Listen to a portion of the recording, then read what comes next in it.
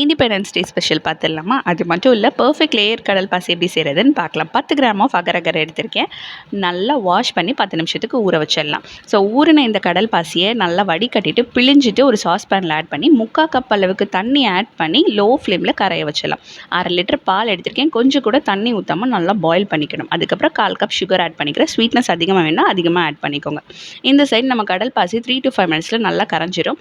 And பாலில் 1 table spoon vanilla essence add பண்ணிவிட்டு கரைஞ்ச கடல் பாசியும் ஆட் பண்ணி அகைன் 5 to 7 மினிட்ஸ் நல்லா பாயில் பண்ணிக்கலாம்.